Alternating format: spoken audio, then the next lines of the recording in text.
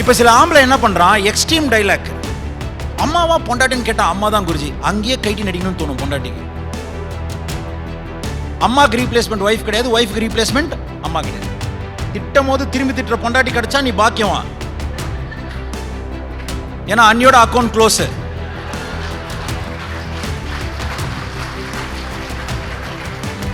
நீ திட்டிட்டு ஒரு மாசம் கழிச்சு சொல்லி காமிச்சா சௌபாக்கியம்.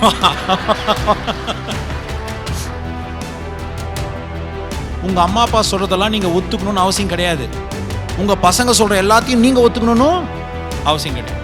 பட் அவங்க தப்புன்னு நினைக்க கூடாது. My husband is wrong, my wife is wrong, my father is wrong. They are different. They are understand this, accept this. Sir ஐயா என்ன பழைய மாதிரி பண்றதே இல்லை சார். ஆனுங்க அவன் பொண்டாட்டி தான் சார் ஃபர்ஸ்ட். பொண்டாட்டிக்கு ப்ரியாரிட்டி கிடைக்க வேண்டிய இடத்துல மாமியாருக்கு ப்ரியாரிட்டி கிடைச்சதுன்னா பையனை நல்லா வளர்த்துருக்கான்லாம் அர்த்தம் இல்லை, சைக்கோ மாமியார்னு அர்த்தம். ஏன்னா இந்த ஊரில் அப்படிதான் ஆயிடுச்சு. பெரியவங்க சொன்னால் கேட்கணுங்க. பெரியவங்களுக்கு ஒரு மரியாதையே இல்லைங்க. முதல்ல மரியாதை எதுன்னு தெரிஞ்சு அதை மரியாதையே தெரிஞ்சுக்கணும். இப்போ ட்ரூத்துக்கு வர, ட்ரூத் உனக்கு எதுன்னு தெரியாததால உன்கிட்ட ஒரு பெரிய டிசீஸ் இருக்கு. நீ ஃபீல் பண்றதெல்லாம் ட்ரூ நினைச்சிருக்க. ஒரு மனுஷன் என்ன பண்ணணும், ஃபீலிங் தான். ஃபீலிங் ஃபேக்டா இருக்கணும் அவசியம் கிடையாது. முதல்ல இந்த காலத்துல 3 விஷயம் புரிஞ்சுக்கணும். உங்க பையனுக்கு பொண்ணு கிடைச்சதே அதிசயம்.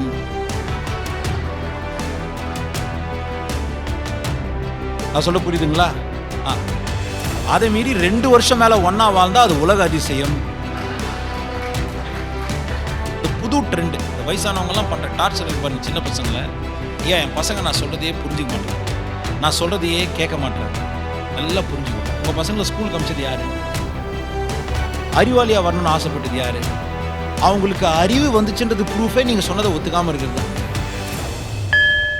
அந்த முள்ளம்பன்றி பாத்துறீங்களா? இந்த முள்ளமன்றியா உங்களுக்கு முள்ளமன்றி, இந்த பார்க்யூபைன், அதுக்கு அந்த என்ன சொல்லுவாங்க, குவில்ஸ். அது என்ன பண்ணும், மற்ற மிருகத்துக்கெல்லாம் குளிர் தாங்க முடியும். முள்ளமன்றிக்கு அது முடியாது. ஏன்னா அது ஸ்கின் கிடையாது. சின்ஸ் தே ஹேவ் தட் குவில்ஸ், நிறைய ஸ்பேஸ் இருக்கும். பார்த்தீங்கன்னு வச்சுக்கோங்களேன், அப்படியே 2-3 இருந்தால் கூட ஒன்று அப்படியே சேர்ந்து வந்து. சில தானே பண்ண தனியாக போனது பார்த்தீங்கன்னா நோய் வந்து செத்துரும் அப்படியே டப்புன்னு. ஏன்னா அதுக்கு அந்த முள்ளு குத்தும் இல்லையா, அந்த சின்ன குத்தல் தாங்காது. இப்படின்னும் அந்த குட்டியோண்டு குத்துற முள்ளோடைய அந்த குத்து அவாய்ட் பண்ணுறது தனியாக போயிடும். ஆனால் தனியாக போனால் நல்ல ஒரு ரெய்னி சீசன் இல்லை ஒரு மான்சூன் சீசனில் என்ன ஆகும், தாங்க முடியாது. இதுதான் குடும்பம். சம்டைம் நீ ஒன்றா இருக்கும் போது சில விஷயம் உனக்கு பிடிக்காத நடக்கும். ஆனால் நீ ஒன்றா இருந்தனா, தனியாக இருந்தால் செத்து போயிட்டு இருக்க வேண்டி நீ ஒன்றா இருக்கும் போது பலத்தோடு இருப்ப. அதனால கொஞ்சம் குத்தலை தாங்கிக்கோன்ற.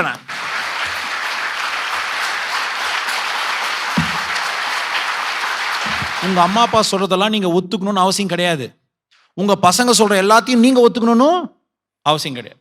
பட் அவங்க தப்புன்னு நினைக்க கூடாது. My husband is wrong, my wife is wrong, my father is wrong. No, they are different. They are understand this, accept this. யாருக்கெல்லாம் புரியுது? எப்போ நீங்க அவங்க டிஃபரெண்ட்னு புரிஞ்சுக்கிறீங்களோ, நீங்க நினைக்கிறத அவங்க சொல்லலாம் கூட, நீங்க விரும்புறத அவங்க சொல்லலனா கூட அவங்கள தப்பா நினைக்க மாட்டீங்க. அது மாரி விஷனோட வாழும் போது நீங்க நினைச்சதை அவங்க நினைக்கணும் அவசியம் கிடையாது. ஏன்னா நீங்க எதை பார்க்குறீங்கன்றது அவங்க பார்க்கறதுக்கு வாய்ப்பே கிடையாது. தெளிவா புரிஞ்சுக்கணும். எல்லாரும் உங்ககிட்ட அன்பா இருக்கும்போது நீங்க அன்பா இருக்கு. நீங்க அதுக்கு நான் அம்மா அப்பா பின்னாடியே சுத்துங்கலாம் சொல்லல. இப்போ நான் பெரியவங்களுக்கு ஒரு 2 நிமிஷம், இது வரைக்கும் நான் பெரியவங்களுக்கு பேசுனதே கிடையாது. இந்த புது ட்ரெண்ட், இந்த வயசானவங்க எல்லாம் பண்ற டார்ச்சர் இருக்கு பாருங்க சின்ன பசங்களை. ஐயா என் பசங்க நான் சொல்றதையே புரிஞ்சுக்க மாட்டாங்க, நான் சொல்றதையே கேட்க மாட்டாங்க. நல்லா புரிஞ்சுக்கோங்க. உங்க பசங்களை ஸ்கூலுக்கு அமிச்சது யாரு? அறிவாளியா வரணும்னு ஆசைப்பட்டது யாரு? அவங்களுக்கு அறிவு வந்துச்சுன்றது ப்ரூஃபே நீங்க சொன்னதை ஒத்துக்காம இருக்கிறது தான். நீங்க சொல்ற நல்லதை அவங்க ஏத்துக்கலையா, நானே உங்களுக்காக சண்டை போடுறேன். எப்படி சொல்லலாம், இப்போ எல்லாரும் இங்க உட்காந்துருக்கீங்கம்மா, சிம்பிளா புரியுற மாதிரி சொல்லலாம். உங்க வீட்டில் உங்க ரூம்ல நீங்க இருக்கீங்களா இல்லையா? இல்ல. ஆனா ஏசி ஓடுது. ஏசி ஓடுது, ஃபேனும் ஓடுது, டியூப் லைட்டும் ஓடுது. யார் ரூம்ல ஓடுது? ஆனா நீங்க அனுபவிக்கல. இப்ப வீட்டுக்கு போறீங்க, பார்த்தோன்னே ஆஃப் பண்ணிடுறீங்க. ஆனா நீங்க பார்த்தோன்னே ஆஃப் பண்ணிட்டீங்க, பார்க்காதப்பையும் ஓடுச்சு இல்லையா? நீங்க பார்க்கலன்றதுக்காக, நீங்க அனுபவிக்கலன்றதுக்காக உங்க வீட்டில் ஓடின ஏசிக்கும் ஃபேனுக்கும் நீங்க எலக்ட்ரிக் பில் பே பண்ணுவீங்களா மாட்டீங்களா? அழகா ஆட்டுறீங்களே வண்டே. ஏன்னா அந்த ஃபேனும் அந்த ஏசியும் ஓடினது உங்க வீடு. புரிஞ்சுச்சுங்களா? இந்த மாதிரி உங்க அம்மா அப்பா நடுவில் நிறைய அன்ரிசால்வ்டு காம்ப்ளிகேஷன்ஸ் இருந்துட்டே இருக்கும். இப்போ நான் என்ன பண்றேன், ஒரு சென்சார் வச்சு கொடுக்குறேன். சென்சார் என்ன பண்ண நீங்க இதை சென்சார் எப்படி புரிஞ்சுக்கலாம், அது வேலை செய்யும், சென்ஸ் பண்ணா மட்டும் வேலை செய்யும், அப்படி வச்சுக்கலாமா? இப்போ மனசால ஒரு சுவிட்ச் ஆன் பண்ணிட்டீங்க, எங்கெங்க எங்க அம்மா புரிஞ்சிக்கவே மாட்டாங்க, அதுக்கப்புறம் எடுக்கல, அது ஓடினே இருக்கு பாவம். எங்கெங்க என் பொண்ணு நான் சொன்னா கேட்கவே மாட்டாங்க, இப்போதாங்க செகண்ட் இயர் காலேஜ், அவன் பையன் 10th மதிக்க மாட்டாங்க, இல்லை கல்யாணம் ஆகிட்டு ஆளே மாறிட்டாங்க, என்னென்னோ பண்ணுவீங்க. கல்யாணம் ஆகுது, அம்மா இருக்காங்க, உங்களோட ஒய்ஃப் இருக்காங்க. இந்த கல்யாணம் ஆன உடனே இந்த மாமியாரோ இல்லை உங்க அம்மாவோ புரிஞ்சுக்காது என்னன்னா, உனக்கு நான் ஃபர்ஸ்டா உன் பொண்டாட்டி ஃபர்ஸ்டா? யோ, நான் ஷூ போடணும்னு முடிவு பண்ணிட்டேன், என் வீட்டில் 2 ஷூ இருக்கு, அப்போ 2 ஷூல எந்த ஷூன்னு கேட்கலாம், ஏன்னா 2மே ஷூ. இல்லை ஷர்ட் போடணும்னு முடிவு பண்ணிட்டேன், இல்லை 2 ஷர்ட் இருக்கு, அப்போ கேட்கலாம் இந்த ஷர்ட்டா அந்த ஷர்ட்டான்னு. முதல்ல 2த்தையும் ஒரே இடத்துல வச்சதே தப்பு. இது மம்மி, இது உன்னுடைய ஜிம்மி, அது புரிஞ்சுக்கணும். நீதான் புரியுதா? நீ ஜிம்மியை கொஞ்சம் முடியும், மம்மிய இது புரியாம உங்க அம்மா உங்ககிட்ட வந்து, சார் பையன் என்ன பழைய மாதிரி பண்றதே இல்லை சார், அவனுக்கு அவன் பொண்டாட்டி தான் சார் ஃபர்ஸ்ட். பொண்டாட்டி சில விஷயத்தில் காண்டா இருக்கும். பொண்டாட்டிக்கு ப்ரியாரிட்டி கிடைக்க வேண்டிய இடத்துல மாமியாருக்கு ப்ரியாரிட்டி கிடைச்சதுன்னா பையனை நல்லா வளர்த்துருக்கான்லாம் அர்த்தம் இல்லை, சைக்கோ மாமியார்னு அர்த்தம். தட்டலாம், தப்பு இல்லை, யாருக்கு தட்டலாம். ஏன்னா இந்த ஊரில் அப்படிதான் ஆயிடுச்சு. பெரியவங்க சொன்னா கேட்கணுங்க. பெரியவங்களுக்கு ஒரு மரியாதையே இல்லைங்க. முதல்ல மரியாதை எதுன்னு தெரிஞ்சுக்கும், அதை மரியாதையா தெரிஞ்சுக்கும். என்ன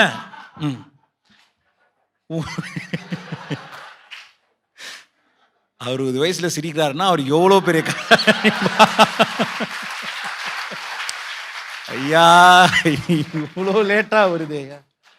ஏன்னா பாதி ஆம்பளைக்கு தமிழ்நாட்டில் ஒரு பெரிய நல்ல குவாலிட்டி, குருஜி எங்க அம்மாக்கு என்ன பிடிக்குமோ நான் செய்வேன் குருஜி, அது எனக்கு மேட்டர் இல்லடா, உன் பொண்டாட்டிக்கு பிடிச்சதை செஞ்சியா இல்லையா? இப்போ ட்ரூத்துக்கு வரேன். ட்ரூத் உனக்கு எதுன்னு தெரியாததால உன்கிட்ட ஒரு பெரிய டிசீஸ் இருக்கும். நீ ஃபீல் பண்றதெல்லாம் ட்ரூ நினைச்சிருவேன். ஒரு மனுஷன் என்ன பண்ணணும், ஃபீலிங் தான், ஃபீலிங் ஃபேக்டா இருக்கணும் அவசியம் கிடையாது. இல்லை குருஜி எங்க அம்மா சண்டை போடுறாங்க, ரொம்ப டல் ஆயிட்டாங்க.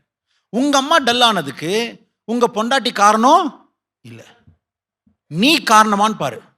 இல்லை குருஜி நான் காரணம் இல்லை, அவங்க எதிர்பார்க்குறாங்க என்கிட்ட, எல்லாத்தையும் என்கிட்ட சொல்லிட்டு செய்யணும்னு நினைக்கிறாங்க, ஆனால் என் பொண்டாட்டி எல்லாத்தையும் சொல்லணுமான்னு கேட்குறாங்க.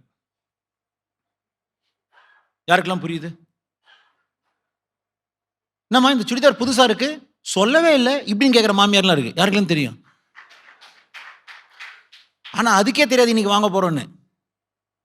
ஏதோ ஆஃபரில் பார்த்துருப்பாங்க, இல்லை நேற்று நைட்டு புருஷன் திட்டிருப்பான், அந்த திட்டினதை யூஸ் பண்ணி இன்னைக்கு ஒரு கோல் போட்டு வாங்கிட்டு இருக்கோம்.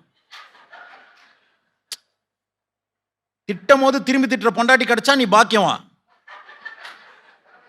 ஏன்னா அன்னியோட அக்கௌண்ட் க்ளோஸ்.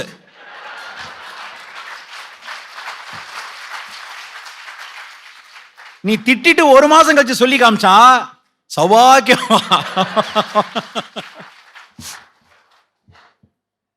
ஆனா இதுல என்னன்னா, நான் அம்மாவை மதிக்காதன்னு சொல்ல வரல, ப்ரியாரிட்டின்னு ஒரு வேர்டு இருக்கு. என்ன கண்ணு?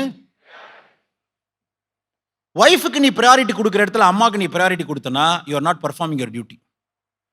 லைஃப்ல பெரியவங்கன்னு கண்டிப்பா இருக்க போறாங்க, உனக்கு முன்னாடி பண்ணவங்க பெரியவங்க தான். இல்ல என்ன ஆயிடும்னா, அமெரிக்கா, சிங்கப்பூர், கனடா அங்கெல்லாம் பசங்க வேலை செய்றாங்க, அவங்களோட அவங்க அம்மா அப்பா இருக்காங்களா? இருக்காங்களா இல்லையா? அவங்க தப்பு பண்ணிட்டாங்களா?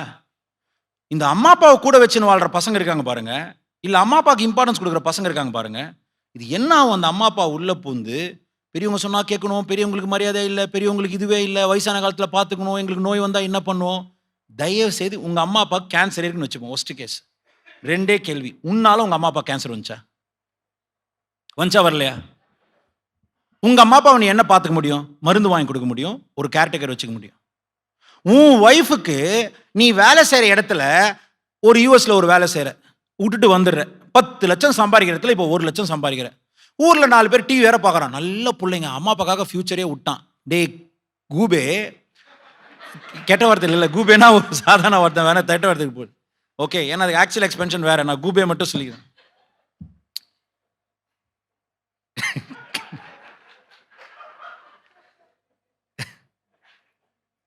உனக்கு உங்க அம்மா உன் ஒய்ஃபுக்கு வர வேண்டிய 9 லட்சம் போச்சுன்னா அவ அதில் கட்ட போறது இல்ல, பசங்களுக்கான எதிர்காலம் பாதிக்குதுன்னு ஃபீல் பண்ணுவான். யாருக்கெல்லாம் புரியுது? இப்ப சில ஆம்பளை என்ன பண்றான், எக்ஸ்ட்ரீம் டைலாக். அம்மாவா பொண்டாட்டின்னு கேட்டா அம்மா தான் குருஜி, அங்கேயே கைட்டி நடிக்கணும்னு தோணும் பொண்டாட்டிக்கு. அம்மாக்கு ரீப்ளேஸ்மெண்ட் ஒய்ஃப் கிடையாது, ஒய்ஃப்க்கு ரீப்ளேஸ்மெண்ட் அம்மா கிடையாது. அதுவும் நீ இந்தியாவில் இருந்தனா என்னென்னோ டைலாக் பேசுவான். தாய்க்கு அப்புறம் தாரம் தானே, ஒய்ஃப்ன்றது ஒரு செகண்ட் மதர் தானே. உங்க மாமனாருக்கு தெரியுமா? Wife there is a story. அம்மா உங்களால பெரியவங்களுக்கு கஷ்டம் இருந்தா அது கொடுக்காதீங்க. அது வார்த்தையால இருக்கலாம், இல்ல பிஹேவியரால இருக்கலாம். ஆனா அவங்க ஜெனியூனா கஷ்டப்படுறாங்க, அங்க உன்னால முடிஞ்ச சப்போர்ட்டை பண்ணிட்டனா அதை நினைச்சு வருத்தப்படாது. செகண்ட், குருஜி இப்ப நான் கூட வச்சுக்கலாமா, அவங்கள துரத்தி விட்டுணுமா? எந்த பெரியவங்களும் நீ காப்பாற்ற தேவையில்லை. நீ கூட இருக்க வேண்டிய அவசியம் இருந்தா இரு. இல்லை சார் இன்னும் ஒரு வாரத்தில் போயிடுவாங்க சார் உங்க அப்பா, கிளம்பி வா. அப்போ 10 லட்சம் 1 கோடி போனாலும் வா சார். இன்னும் ஒரு 3 வருஷம் இந்த ட்ரீட்மெண்ட் கொடுக்கணும் சார். வந்து ஒரு 2 வாரம் இல்லை ஒரு 1 மாசம் இல்லை 3 மாசம் இருந்து செட் பண்ணிட்டு திரும்பி தியானம் பண்ணிட்டு வேலையை பாரு. இதை நீ இருக்கிற வாய்ப்பை பண்ணாமுட்டா. இப்போ இதை நான் எப்படி குறிச்சு பண்ணணும்? ஆல்ரெடி நல்லா இருக்கும் போது மெடிடேஷனில் பார்க்கணும். யார் யாருக்கு எப்போ சண்டை வந்திருக்கும் நமக்கு தெரியாது. அப்போ ஒரு ரிலேஷன்ஷிப் வரும்போது இன்னொருத்த மூடை ஃபிக்ஸ் பண்ண வேண்டியது என்னுடைய பிரச்சனை கிடையாது. இன்னொருத்தங்களுடைய மூடு அப்செட்டா இருந்தா அது என்னுடைய ரெஸ்பான்சிபிலிட்டி கிடையாது. என்னால் அவங்க அப்செட் ஆகலைன்னா அதை மட்டும்தான் நான் உணரணும். இல்லைன்னா அவங்க எமோஷன் உன்னோட எமோஷனா மாறும். உன் எமோஷனை நீ உண்மையா நம்புவ. உண்மையா நம்பினதால எங்க ப்ரியாரிட்டி கொடுக்கணுமோ அவங்க கிட்ட அட்வர்சிட்டி கிரியேட் பண்ணுவேன். யாருக்கெல்லாம் புரியுது? நான் பேசுறது புவர் ஃபேமிலியோ மிடில் கிளாஸ்லயோ கிடையாது, எக்ஸ்ட்ரீம்லி ரிச். எங்க குடும்பத்தில் இதெல்லாம் யாரும் பண்ணவே மாட்டாங்க. எங்க குடும்பத்தில் நாங்கள் இப்படி தான் பண்ணுவோம். எங்க குடும்பத்தில் நாங்கள் இந்த ஸ்வீட்ஸ் தான் கொடுப்போம். எங்க குடும்பத்தில் நாங்கள் இந்த கலர் யூஸ் பண்ணவே மாட்டோம். நாங்கள் சனிக்கிழமை நாங்கள் இந்த விரதம் இருப்போம். முதல்ல இந்த காலத்தில் 3 விஷயம் புரிஞ்சுக்கோங்க. உங்க பையனுக்கு பொண்ணு கிடைச்சதே அதிசயம்.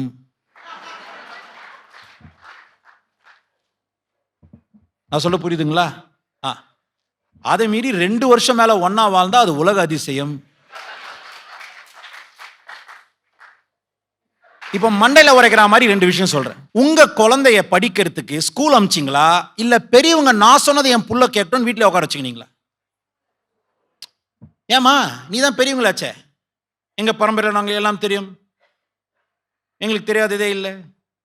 ஏன் உங்க வீட்டில் பிறந்த பையனை நாங்க பெரியவங்க சொன்னா கேளு அப்படின்னு வீட்டில் உட்கார வச்சியா, இல்ல ஸ்கூலுக்கு அமிச்சியா?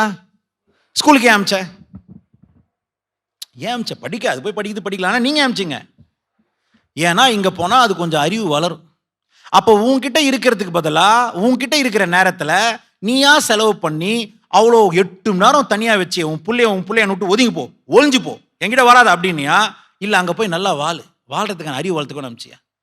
நீ ஸ்கூல் படிக்கிற வயசுலயே 8 மணி நேரம் 9 மணி நேரம் உன்னை விட்டு ஒதுக்கி ஒரு இடத்துல வச்சுட்டு பச்சு முடிச்ச அப்புறம் உன்கிட்டே வச்சுக்கணும்னா நீ சோறு தான் சாப்பிடுறியா இல்ல பீஸா சாப்பிடுறியான்னு உன்னை நீயே கேள்.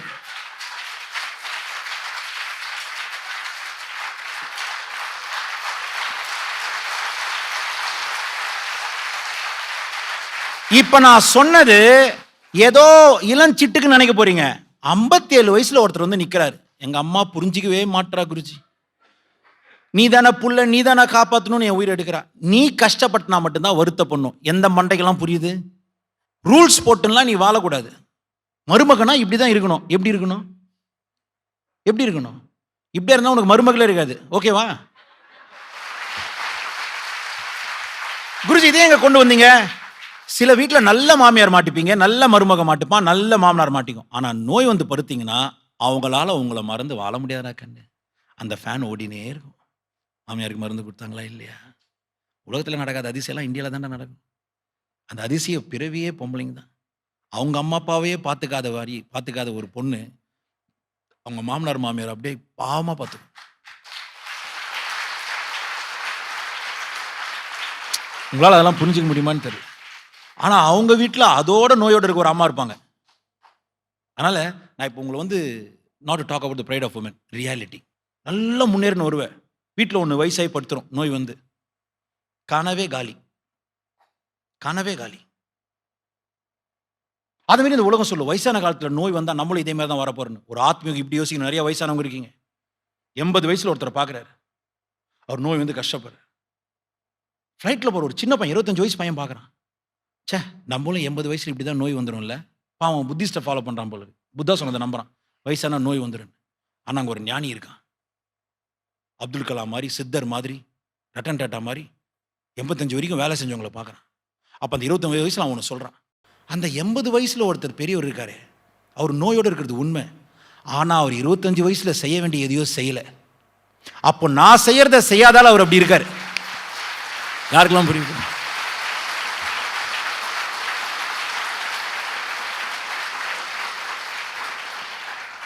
ஏன்னா சிலருக்குலாம் இங்கே 67 தான்.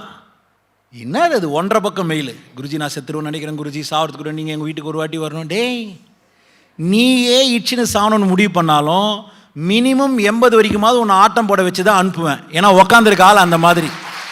இப்போ இதை புரிஞ்சு நீ என்ன பண்ணணும்,